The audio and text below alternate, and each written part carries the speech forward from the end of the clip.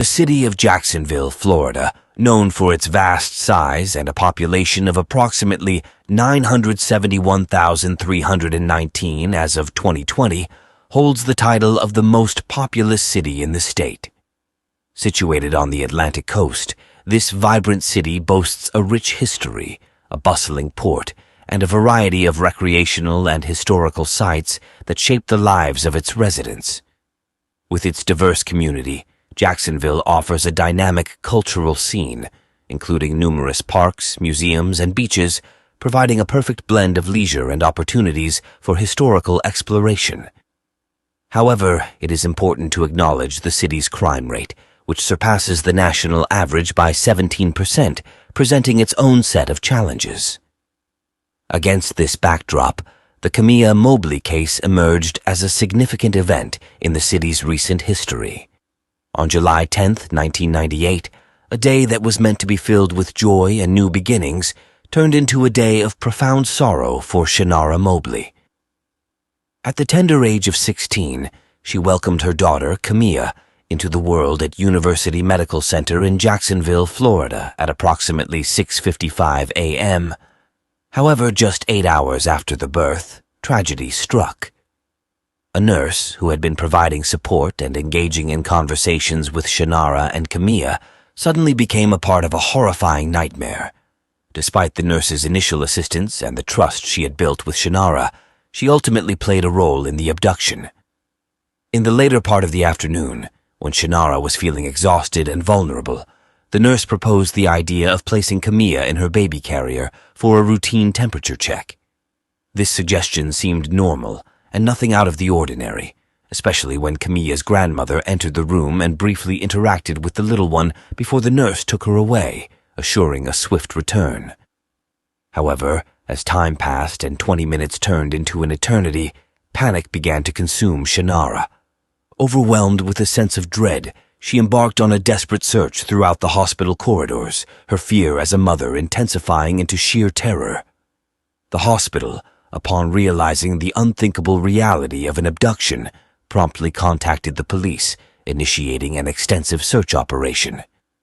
Later, surveillance footage revealed a woman who appeared to be just another family member according to the hospital staff, leaving with Camilla unnoticed. This woman, dressed in a blue smock adorned with flowered green scrubs and surgical gloves, had successfully departed with Camilla without arousing any suspicion. The police immediately launched a citywide search, implementing measures such as sealing off the hospital, halting buses, and notifying airports to be on high alert for the missing baby. Every nook and cranny of Jacksonville was meticulously scrutinized, from trains to hospital rooms, while helicopters scoured the area from above. Despite these concerted efforts, Camilla remained elusive. The suspect, as described by both surveillance footage and eyewitness accounts, was believed to be an African-American woman in her early 30s, potentially wearing a wig with shoulder-length dark brown hair. It was theorized that she may have recently experienced the loss of a child or was feigning pregnancy. The police diligently pursued numerous leads, sought public assistance, and maintained hope, relying on statistics that indicated a favorable chance of recovering abducted infants. Camilla's family endured endless weeks of uncertainty, desperate for any news about her whereabouts and the mysterious woman who had taken her. Without any pre-abduction photos of Camilla, authorities had to rely on a composite sketch to help identify her, appealing to the public for any information that could bring her back safely. Despite the detective's optimism and the usual success rate in similar cases, Camilla remained missing, leaving everyone involved with haunting questions about her well-being and the motives of the woman who had snatched her away. The investigation into Camilla Mobley's disappearance took a complicated turn, with suspicion falling on various individuals. Craig Aiken, Camilla's father, found himself at the center of the storm, despite being in prison when his daughter was born and taken. The intricacies of his relationship with Shanara Mobley, coupled with their significant age difference and the circumstances surrounding Camilla's birth, added layers of complexity to an already convoluted case. Even though Craig was physically absent, His determination to uncover the truth about his daughter's disappearance matched Shannara's. As the days passed with no sign of Camilla, suspicions shifted unpredictably. Shannara, a young mother of 16, faced intense scrutiny from law enforcement, the community, and those closest to her. The unsettling possibility that she might have played a role in her own daughter's vanishing was exacerbated by Craig's legal issues, which seemed to overshadow their situation. The investigation left no stone unturned, exploring every possible angle, including the unsettling theories that Craig had orchestrated the abduction from prison, or that Shannara and Craig had conspired together. The immense pressure on Shannara resulted in a heart-wrenching moment when she defended her innocence by reflecting on her decision to bring Camilla into the world despite difficult circumstances. The suspicion even reached Shannara's mother, who was present during the abduction. The guilt and the need to find someone to blame overwhelmed the family, leading to fractures and accusations that only intensified the pain. Throughout the ordeal, both the police and the public closely monitored the family, analyzing their every action and statement. As the investigation expanded, the authorities left no stone unturned, following up on leads, interviewing numerous individuals, and circulating flyers with Camilla's description and information about the suspect. The hospital where Camilla was taken from offered a substantial reward of $250,000 in the hopes of obtaining information that could lead to her safe return. Despite these efforts, the case went cold, leaving Camilla's whereabouts a mystery. The emotional toll on Shannara was immeasurable. She lived in a state of suspended grief, holding on to hope by celebrating Camilla's birthday each year with a cake, symbolizing her enduring love and the desire for a reunion. The legal battle against the hospital for its security lapses ended in a financial settlement, but no amount could make up for the loss Shannara experienced. It took nearly 2 decades before the truth about Camilla's fate was revealed, finally providing answers to the agonizing questions that tormented Shannara. In 2017, a stunning revelation emerged in Walterboro, South Carolina, unraveling the mystery of Camilla Mobley's disappearance. An 18-year-old teenager named Alexis Manigault faced a life-changing discovery as she prepared to start her journey into adulthood with her first job, encountering a significant obstacle: the lack of necessary identification and a social security number to proceed.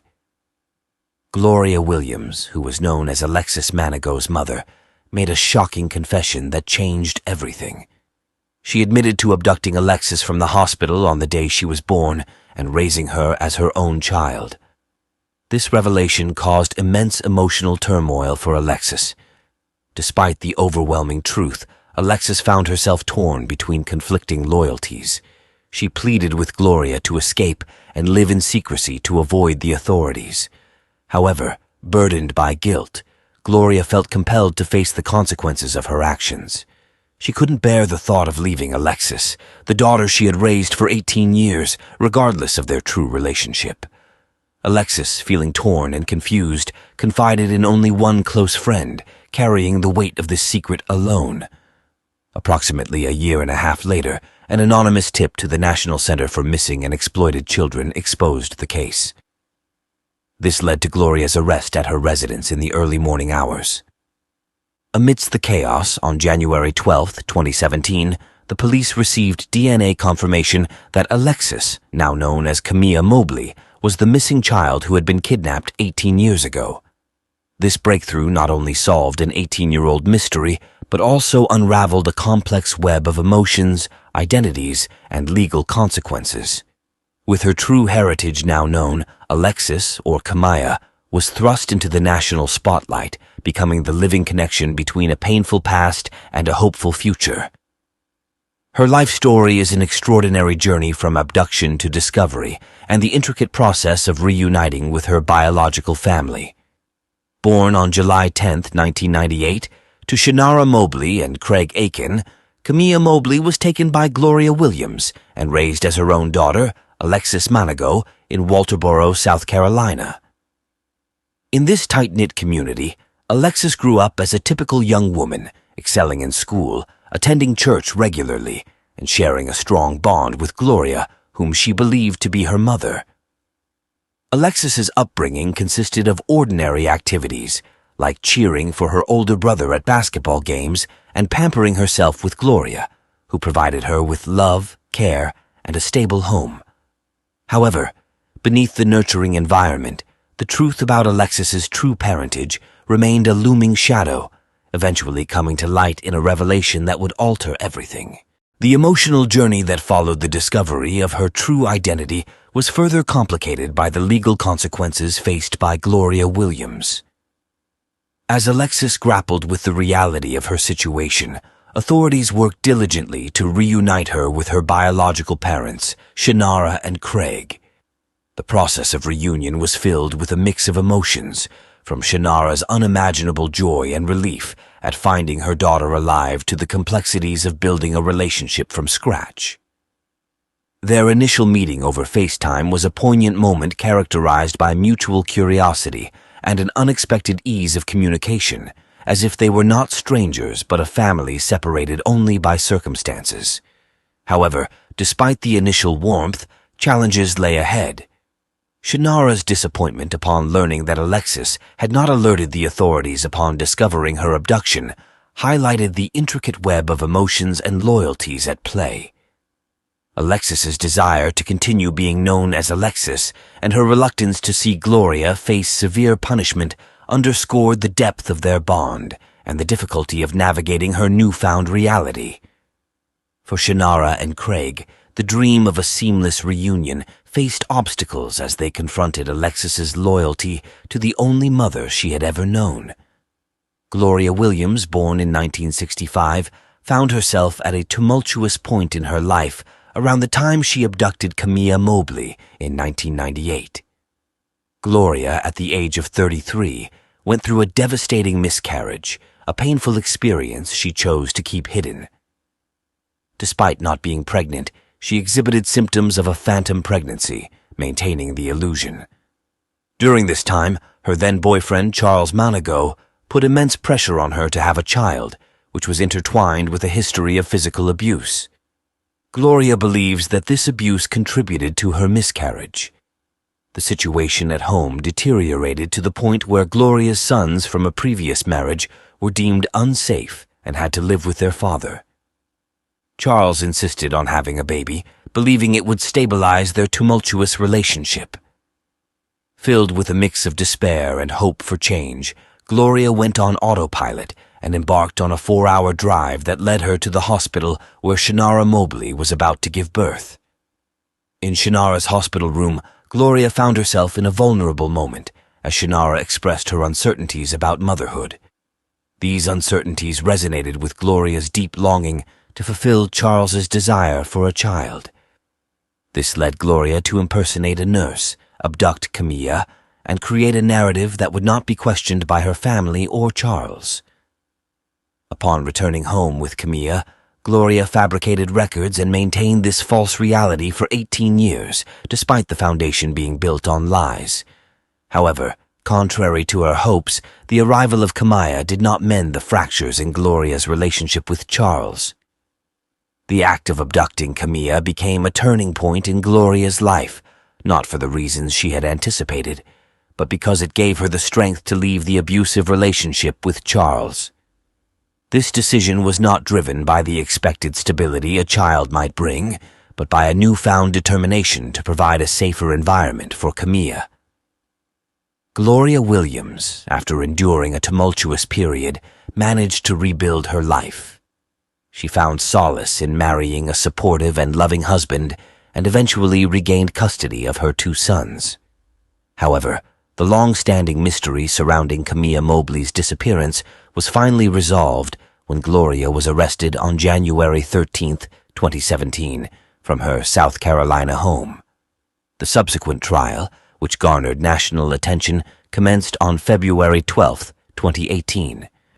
Facing the possibility of life imprisonment, Gloria entered a guilty plea for kidnapping and interference with custody, accepting a plea deal that reduced her sentence to 22 years. The courtroom was a poignant display of emotions, with Shannara Mobley and Craig Aiken, Kamiah's biological parents, seated prominently behind the prosecution, representing the years of pain they had endured. Kamiah, known as Alexis Manago to the world, positioned herself away from both sides, grappling with the complex loyalties that had shaped her life. Throughout the trial, tears and heartbreak were prevalent, underscoring the profound impact of Gloria's actions on all those involved. Kamiah's decision not to testify highlighted the difficult position she found herself in. Despite recognizing Shannara as her birth mother and discovering a family she never knew, her bond with Gloria, the only mother she had known, remained strong. Gloria had provided her with love and a semblance of a normal life, complicating Kamiah's feelings towards her biological parents, who sought justice for the abduction that had torn their family apart. Shannara's testimony served as a poignant reminder of the joy and hope she had experienced upon becoming a mother, only to have it cruelly taken away. Craig, too, expressed the enduring pain of never having known his daughter, directing his anguish towards Gloria in the courtroom. The trial laid bare the deep wounds inflicted on both families, exacerbated by the continued connection between Kamiah and Gloria, which Shannara perceived as a betrayal. Gloria's testimony shed light on her state of mind during the abduction, describing herself as broken and desperate during that period. She detailed the pressures and mistreatment that led to the abduction of Kamiah in an attempt to repair her relationship with her abusive partner. Her apology to Shannara and Craig, while recognizing the pain she had caused, underscored the complexity of her feelings and actions. Ultimately, on June 8, 2018, Williams received an 18-year prison sentence, a ruling that impacted everyone involved. Kamiah's struggle with her identity and loyalty, the Mobley family's pursuit of justice, and Williams' admission of guilt portrayed a narrative of deep sorrow and the pursuit of closure. Following the trial, Kamiah grappled with her dual identity and the reality of her life story. Upon returning to Walterboro, her childhood home, she faced the challenge of reconciling her past with her future. The relationships between Kamiah, Shannara, and Williams remained strained, showcasing the enduring effects of Williams' actions across generations. In December 2018, Kamiah Mobley made a life-changing decision to relocate to Jacksonville, Florida, to be closer to her biological family, a move that was met with immense joy and public support, as evidenced by her father's proud announcement on social media. This relocation signified not only a shift in Kamiah's living arrangements, but also a significant stride towards healing and establishing a bond with her biological parents. Despite the complexities and emotional turmoil that had characterized their interaction since her discovery and Gloria Williams' trial, Kamiah's adjustment to life in Jacksonville was not without its difficulties. The emotional strain of navigating relationships with both her biological family and the woman she had always known as her mother, Gloria, continued to be a source of tension and heartache. Shannara Mobley, Kamiah's biological mother, expressed feelings of having to compete with Gloria for Kamiah's affection, shedding light on the intricate dynamics at play. Shannara even questioned whether the reunion had caused more harm than good, given the emotional turmoil that it stirred at one point. Despite these challenges, Kamiah's commitment to forging a path forward was evident in her efforts to integrate into her new environment and the life milestones she achieved. By the age of 21, Kamiah had secured employment, obtained a legal government ID, and acquired her driver's license, achievements that marked her growing independence and her desire to move forward with her life. Importantly, when it came time to choose a legal name for her ID, Kamiah chose Kamiah Mobley, embracing her birth identity while navigating the complexities of her dual heritage. Kamiah's relationship with Gloria Williams, though complicated by the circumstances of her upbringing, remained a significant part of her life. She continued to visit Gloria in prison, maintaining a connection with the woman who had raised her. This ongoing relationship underscored Kamiah's struggle to balance her affection for Gloria with her growing connections to her biological family.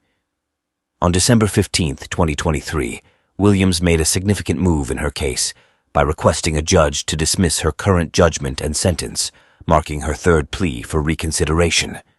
She claimed her defense was severely lacking, particularly highlighting that her legal team failed to explore her mental health issues, neglected to request a competency hearing, and did not prepare an adequate defense, leaving her with no choice but to accept a plea deal. As a result, Williams criticized her attorneys for not seeking a change of venue to ensure a fair trial.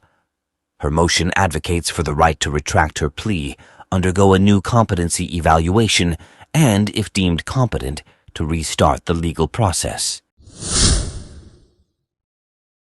2-year-old Mary Agnes Maroney disappeared in the bustling city of Chicago on a chilly day in November 1930. Her disappearance baffled authorities for 93 years, and her family members were left devastated. This case of decades lost child is confusing. Mary Agnes Maroney's enigmatic disappearance made international news for years. False leads and pointless discoveries failed for almost a century to locate the child and reunite her with her family. But over time, the puzzle's pieces started to line up. Hello beautiful people, and welcome back to Mystery Detective, where we explore the depths of cold and solved cases, strange mysteries, and spooky stories that will keep you up at night.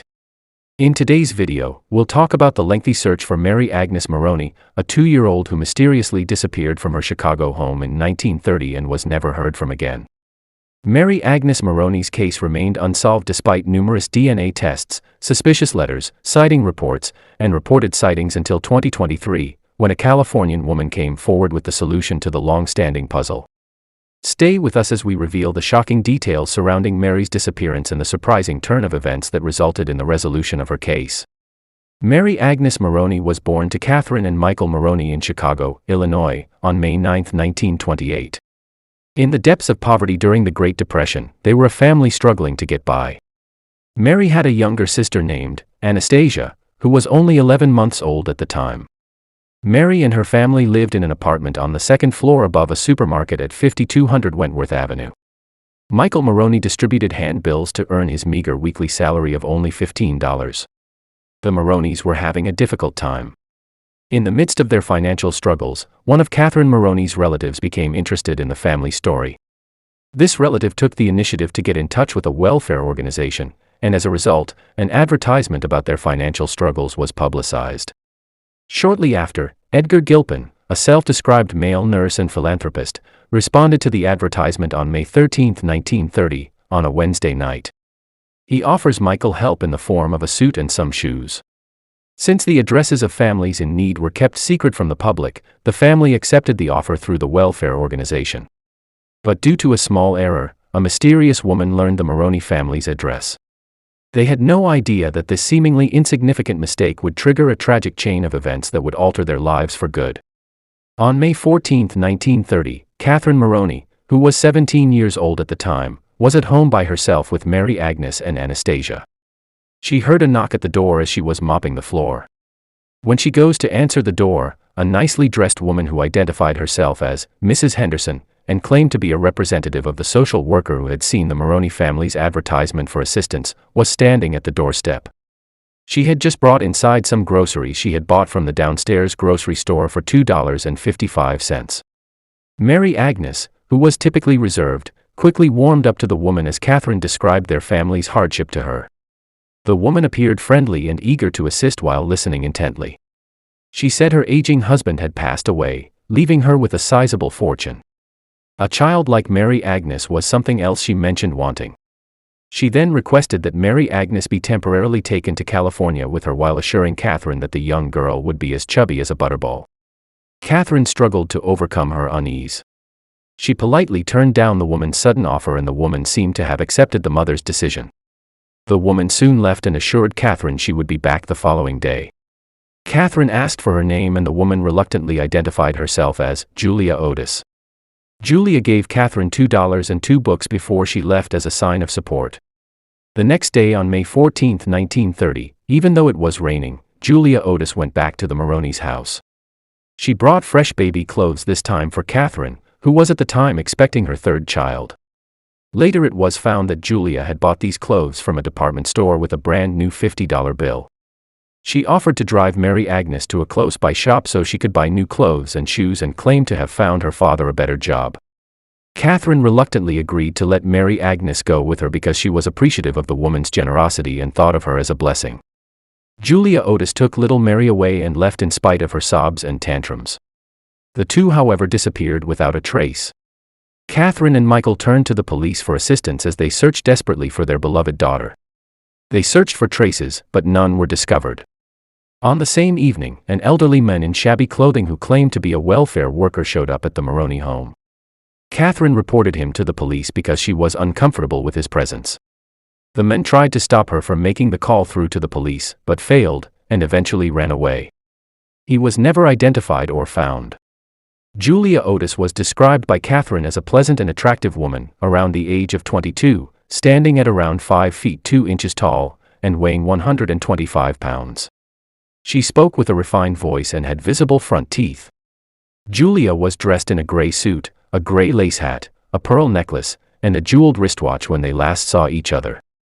At around 8 p.m. the following day, on May 16, a letter from Julia Otis arrived at the Maroney residence. The letter was written on letterhead, and the postmark on it showed that it was delivered at 4:30 p.m. It came with a $5 bill and was delivered via special delivery. The letter read, "Please don't be alarmed. I have taken your little girl to California with me. I have hired a special nurse to care for her. We'll be back in 2 months. By that time, you will be on your feet again and will be able to care for her. She didn't even cry a bit. She is outfitted like a princess. In the meantime, I'll help all I can to get you on your feet. Don't worry about anything else. When you get this letter, we'll be on our way already. As ever, Julia Otis." The authorities examined the letter and found that there were deliberate attempts to make the writing appear illiterate. Could the letter's author have been hiding their true educational background on purpose? As word of the letter spread, witnesses soon came forward with stories of a woman who resembled Julia's description. A young girl who resembled Mary Agnes and the woman were spotted together at a store. A witness saw the woman dictating a letter to a store employee. The Maroneys got a second letter from someone named Alice Henderson 2 weeks later. She claimed to be Julia Otis's cousin. Alice stated in her letter that Julia had lost both her husband and her child the year before, and so, she had been craving love since her tragic loss. Alice expressed her wish for Julia to change her mind and give Mary Agnes back. She then ceased all correspondence with the family. Authorities eventually found that both letters had identical handwriting.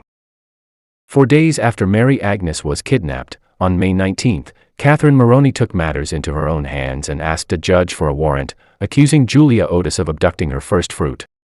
Both the public and law enforcement were puzzled by this mysterious woman's abduction of Mary Agnes Maroney. In an effort to find any indication of the two boarding a train, the police searched all of Chicago's railroad stations. However, it appeared as though the two had disappeared with no single trace.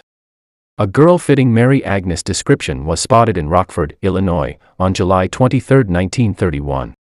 A 3-year-old white girl who resembled Mary Agnes in terms of tan skin, blonde hair, and blue eyes was seen in a cart being pushed by an elderly Native American woman named Martha Thompson. When the Maroneys were notified and showed up to identify the girl, Martha claimed that the girl had been abandoned by her mother, whose name was Florence Fuller, and that she was on her way to join a circus with the child. The young girl, according to Catherine, was not Mary Agnes. Catherine gave the girl a thorough examination. She made sure she wasn't her daughter by inspecting her teeth and body. Both parents were inconsolable when it dawned on them that the girl wasn't Mary Agnes. One thing that set Mary Agnes apart from the girl from Rockford was the red mark on her arm. The case of Mary Agnes's disappearance eventually became cold because the investigation yielded no meaningful leads.